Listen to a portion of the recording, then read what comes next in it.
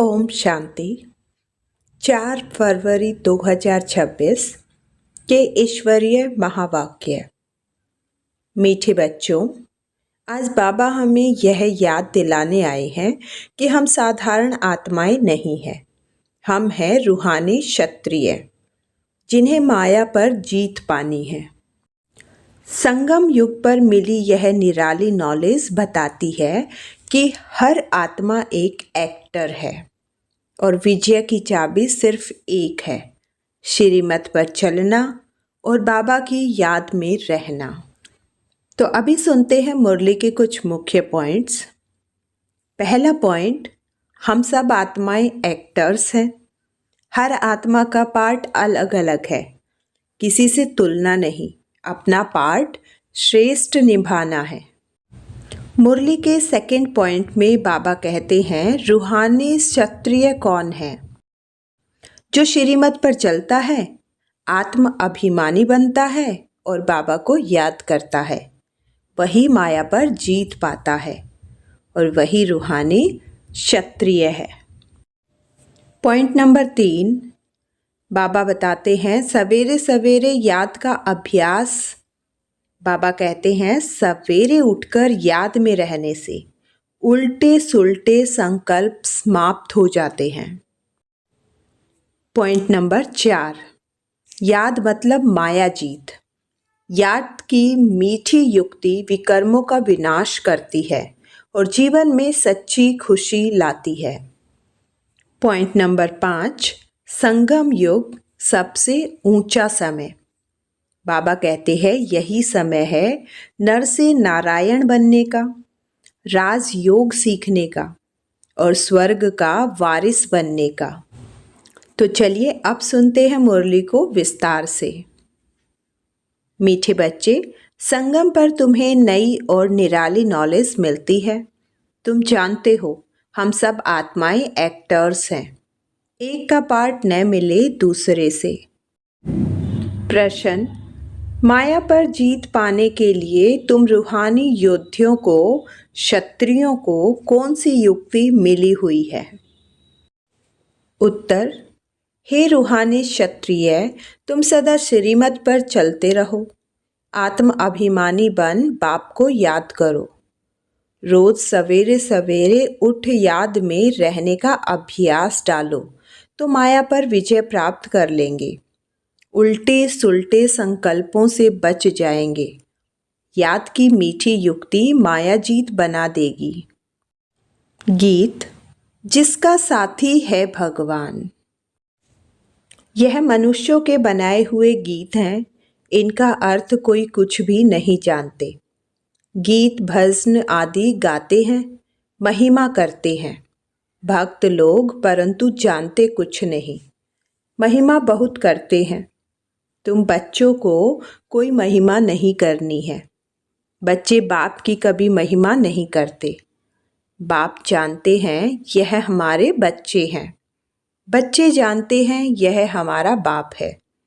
अभी यह बेहद की बात है, फिर भी सब बेहद के बाप को याद करते हैं। अब तक भी याद करते रहते हैं। भगवान को कहते हैं, हे बाबा, इनका नाम शिव बाबा है। जैसे हम आत्माएं हैं वैसे शिव बाबा हैं। वह है परम आत्मा जिसको सुप्रीम कहा जाता है। उनके हम बच्चे हैं। उनको सुप्रीम सोल कहा जाता है। उनका निवास स्थान कहाँ है? परम धाम में। सब सोल्स वहाँ रहती हैं। एक्टर्स की भी सोल है। तुम जानते हो नाटक में एक्टर्स नंबरवार होते हैं। हर एक के पार्ट अनुसार इनकी तनख्वाह यानी कि पगार मिलती है। सब आत्माएं जो वहाँ रहती है सब पार्टधारी हैं, परंतु नंबरवार सबको पार्ट मिला हुआ है। रूहानी बाप बैठ समझाते हैं कि रूहों में कैसे अविनाशी पार्ट नुधा हुआ है। सब रूहों का पार्ट एक जैसा नहीं हो सकता। सब में ताकत एक जैसी नहीं। तुम जानते हो कि सबसे अच्छा पार्ट उनका है जो पहले शिव की रुद्रमाला में है। नाटक में जो बहुत छोटे छोटे एक्टर्स होते हैं उनकी कितनी महिमा होती है, सिर्फ उनको देखने लिए भी लोग जाते हैं। तो यह बेहद का ड्रामा है। इस बेहद के ड्रामे में भी ऊंच एक बाप है। ऊंच ते ऊंच एक्टर, क्रिएटर, डायरेक्टर भी कहें, वह सब है हद के एक्टर्स, डायरेक्टर्स आदि। उनको अपना छोटा पार्ट मिला हुआ है। पार्ट आत्मा बजाती है, परंतु देह अभिमान के कारण कह देते कि मनुष्य का ऐसा पार्ट है। बाप कहते पार्ट सारा आत्मा का है। आत्म अभिमानी बनना पड़ता है। बाप ने समझाया है कि सतयुग में आत्म अभिमानी होते हैं, बाप को नहीं जानते। यहाँ कलयुग में तो आत्म अभिमानी भी नहीं और बाप को भी नहीं जानते। अभी तुम आत्म अभिमानी बनते हो, बाप को भी जानते हो। तुम ब्राह्मणों को निराली नॉलेज मिलती है। तुम आत्मा को जान गए हो कि हम सब आत्माएं एक्टर्स हैं। सबको पार्ट मिला हुआ है जो एक न मिले दूसरे से। वह पार्ट सारा आत्मा में है। यूँ तो जो नाटक बनाते हैं वह भी पार्ट आत्मा की धारणा करती है। अच्छा पार्ट भी आत्मा ही लेती है। आत्मा ही कहती है मैं गवर्नर हूँ, फलाना हूँ, परंतु आत्मा अभिमानी नहीं बनते। सतयुग में समझेंगे कि मैं आत्मा हूँ, एक शरीर छोड़ दूसरा लेना है। परमात्मा को वहाँ कोई नहीं जानते। इस समय तुम सब कुछ जानते हो। शूद्रों और देवताओं से तुम ब्राह्मण उत्तम हो। इतने ढेर ब्राह्मण कहाँ से आएंगे? जो बनेंगे, लाखों आते हैं प्रदर्शनी में। जिसने अच्छी तरह समझा, ज्ञान सुना, वह प्रजा बन गए। एक एक राजा की प्रजा बहुत होती है। तुम प्रजा बहुत बना रहे हो। प्रदर्शनी प्रोजेक्ट से को समझकर अच्छे भी बन जाएंगे, सीखेंगे, योग लगाएंगे। अभी वह निकलते जाएंगे, प्रजा भी निकलेगी, फिर साहूकार, राजा रानी, गरीब आदि सब निकलेंगे। प्रिंस, प्रिंसेस बहुत होते हैं। सतयुग से त्रेता तक प्रिंस प्रिंसेस बनने हैं। सिर्फ 8 व 108 तो नहीं होंगे, लेकिन अभी सब बन रहे हैं। तुम सर्विस करते रहते हो। यह भी नथिंग न्यू है। तुमने कोई फंक्शन किया, यह भी नई बात नहीं। अनेक बार किया, फिर संगम पर यही धंधा करेंगे और क्या करेंगे। बाप आएंगे पतितों को पावन बनाने। इसको कहा जाता है वर्ल्ड की हिस्ट्री जियोग्राफी। नंबर वार तो हर बात में होता ही है। तुम्हारे में जो अच्छा भाषण करते हैं तो सब कहेंगे कि इसने बहुत अच्छा भाषण किया। दूसरे का सुनेंगे तो भी कहेंगे कि पहले वाला अच्छा समझाते थे। तीसरा फिर उनके तीखे होंगे तो कहेंगे यह उनसे भी तीखे हैं। हर बात में पुरुषार्थ करना होता है कि हम उनसे ऊपर आएंगे। होशियार जो होते हैं वह झट हाथ उठाएंगे भाषण करने के लिए। तुम सब पुरुषार्थी हो, आगे चल मेल ट्रेन बन जाएंगे। जैसे मम्मा स्टेशन मेल ट्रेन थी और बाबा का तो पता नहीं पड़ेगा, क्योंकि दोनों इकट्ठे हैं। तुम समझ नहीं सकेंगे कि कौन कहते हैं। तुम सदैव समझो कि शिव बाबा समझाते हैं। बाप और दादा दोनों जानते हैं, परंतु वह अंतर्यामी है। बाहर से कहते हैं यह तो बहुत होशियार है। बाप भी महिमा सुन खुश होते हैं। लौकिक बाप का भी कोई बच्चा अच्छी तरह पढ़कर ऊंच पद पाता है तो बाप समझते हैं कि यह बच्चा अच्छा नाम निकालेगा। यह भी समझते हैं कि फलाना बच्चा इस रूहानी सर्विस में होशियार है। मुख्य तो भाषण है, किसको बाप का संदेश देना, समझाना। बाबा ने मिसाल भी बताया था कि किसको 5 बच्चे थे, तो कोई ने पूछा कि तुमको कितने बच्चे हैं, तो बोला कि 2 बच्चे हैं।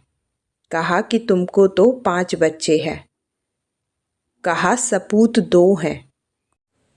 यहाँ भी ऐसे हैं, बच्चे तो बहुत हैं। बाप कहेंगे कि यह डॉक्टर निर्मला बच्ची बहुत अच्छी है। बहुत प्रेम से लौकिक बाप को समझाए सेंटर खुलवा दिया है। यह भारत की सर्विस है। तुम भारत को स्वर्ग बनाते हो। इस भारत को नर्क रावण ने बनाया। एक सीता कैद में नहीं थी, लेकिन तुम सीताएं रावण की कैद में थी। बाकी शास्त्रों में सब दंत कथाएं हैं। यह भक्ति मार्ग भी ड्रामा में है। तुम जानते हो सतयुग से लेकर जो पास हुआ वह रिपीट होगा। आपे ही पूज्य, आपे ही पुजारी बनते हैं। बाप कहते हैं मुझे आकर पुजारी से पूज्य बनाना है। पहले गोल्डन एजेड, फिर आयरन एजेड बनना है। सतयुग में सूर्यवंशी लक्ष्मी नारायण का राज्य था। राम राज्य तो चंद्रवंशी था। इस समय तुम सब रूहानी क्षत्रिय योद्धा हो। लड़ाई के मैदान में आने वाले को क्षत्रिय कहा जाता है। तुम हो रूहानी क्षत्रिय, बाकी वह है जिस्मानी क्षत्रिय। उनको कहा जाता है बाहुबल से लड़ना झगड़ना। शुरू में मलल युद्ध होती है, बाहों आदि से आपस में लड़ते थे, फिर विजय को पाते थे। अभी तो देखो बॉम्ब्स आदि बने हुए हैं। तुम भी क्षत्रिय हो, वह भी क्षत्रिय है। तुम माया पर जीत पाते हो, श्रीमत पर चल। तुम हो रूहानी क्षत्रिय। रूहें ही सब कुछ कर रही हैं इन शरीर की कर्मेंद्रियों द्वारा। रूह को बाप आकर सिखलाते हैं, बच्चे मुझे याद करने से फिर माया खाएगी नहीं। तुम्हारे विकर्म विनाश होंगे और तुमको उल्टा सुल्टा संकल्प नहीं आएगा। बाप को याद करने से खुशी भी रहेगी। इसलिए बाप समझाते हैं कि सवेरे उठकर अभ्यास करो। बाबा आप कितने मीठे हो। आत्मा कहती है बाबा। बाप ने पहचान दी है, मैं तुम्हारा बाप हूँ। तुमको सृष्टि के आदि मध्य अंत का नॉलेज सुनाने आया हूँ। यह मनुष्य सृष्टि का उल्टा झाड़ है। यह वैरायटी धर्मों की मनुष्य सृष्टि है। इसको कहा जाता है विराट लीला। बाप ने समझाया है कि इस मनुष्य झाड़ का मैं बीज रूप हूँ। मुझे याद करते हैं, कोई किस झाड़ का है, कोई किस झाड़ का है, फिर नंबरवार निकलते हैं। यह ड्रामा बना हुआ है। कहावत है कि फलाने ने धर्म स्थापक पैगंबर को भेजा है, परंतु वहाँ से भेजते नहीं हैं। यह ड्रामा अनुसार रिपीट होता है। यह एक ही है जो धर्म और राजधानी स्थापन कर रहे हैं। यह दुनिया में कोई भी नहीं जानते। अभी है संगम। विनाश की ज्वाला प्रज्वलित होनी है। यह है शिव बाबा का ज्ञान यज्ञ।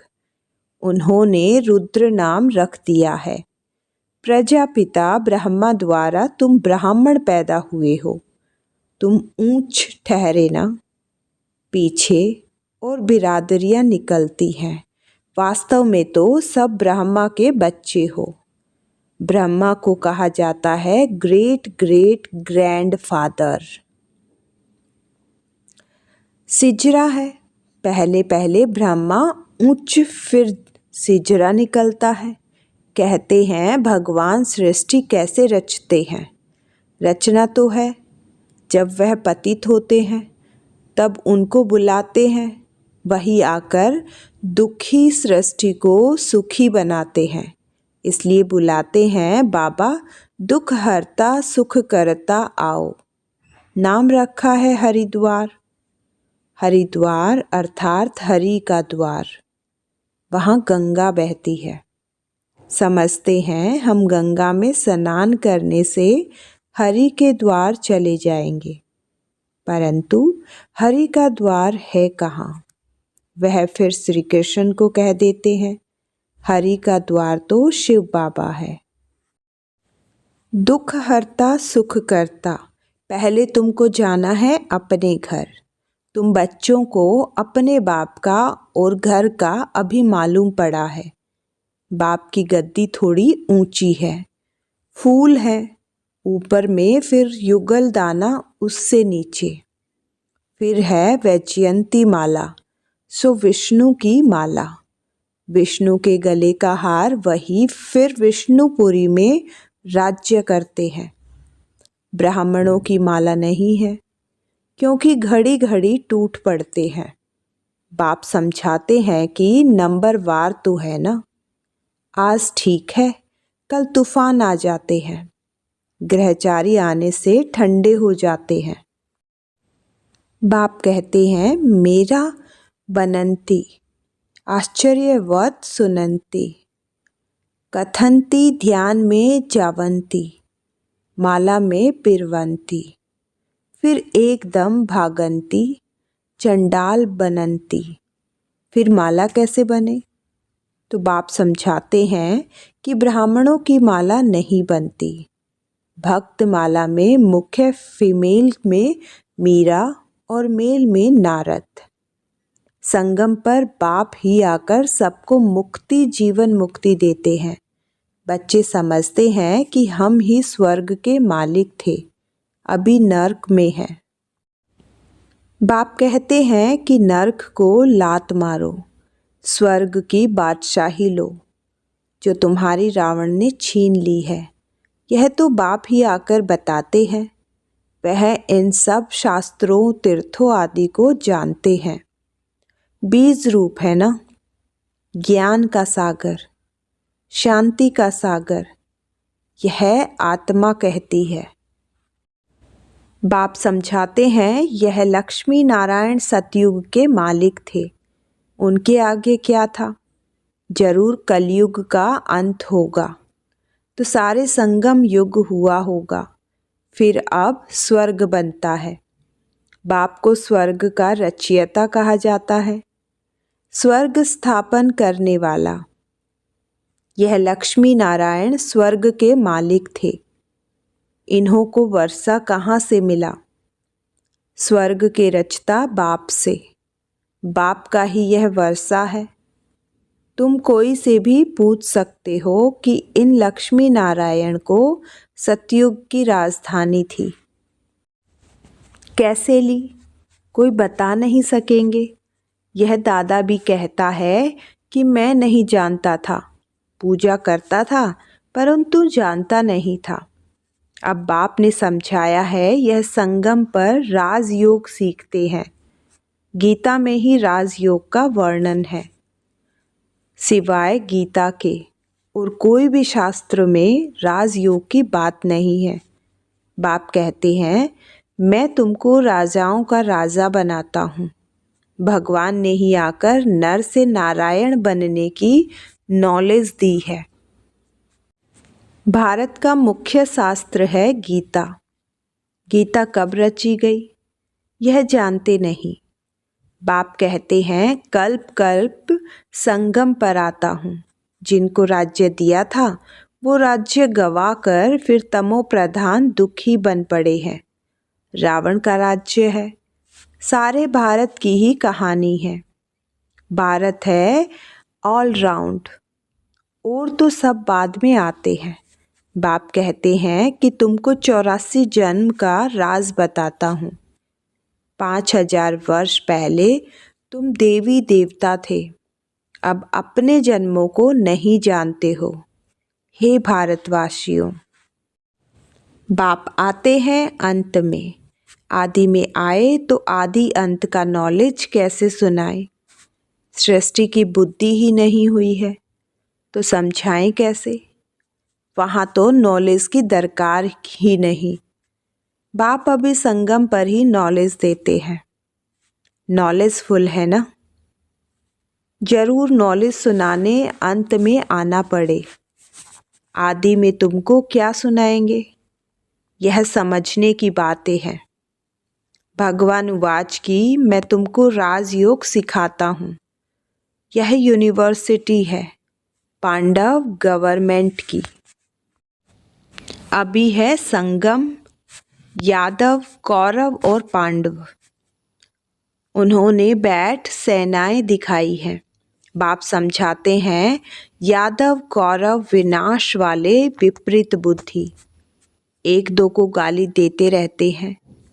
बाप से प्रीत नहीं है। कह देते कि कुत्ते बिल्ली उस सब में परमात्मा है। बाकी पांडवों की प्रीत बुद्धि थी। पांडवों का साथी स्वयं परमात्मा था। पांडव माना रूहानी पंडे, वह है जिस्मानी पंडे। तुम हो रूहानी पंडे। अच्छा। मीठे मीठे सिकिलदे बच्चों प्रति मात पिता बाप दादा का याद, प्यार और गुड मॉर्निंग।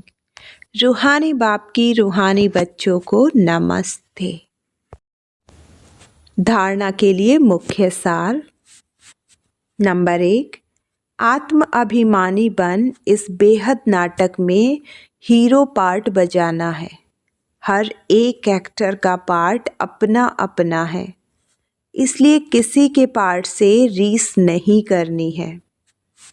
नंबर 2, सवेरे सवेरे उठकर अपने आप से बातें करनी है, अभ्यास करना है। मैं इस शरीर की कर्मेंद्रियों से अलग हूँ। बाबा आप कितने मीठे हो। आप हमें सृष्टि के आदि मध्य अंत का ज्ञान देते हो। वरदान, बाप के संस्कारों को अपना निजी संस्कार बनाने वाले व्यर्थ व पुराने संस्कारों से मुक्ति भाव। कोई भी व्यर्थ संकल्प व पुराने संस्कार देह अभिमान के संबंध से हैं। आत्मिक स्वरूप के संस्कार बाप समान होंगे। जैसे बाप सदा विश्व कल्याणकारी, परोपकारी, रहम दिल वरदाता है, ऐसे स्वयं के संस्कार नेचुरल बन जाएं। संस्कार बनना अर्थात संकल्प, बोल और कर्म स्वतः उसी प्रमाण चलना।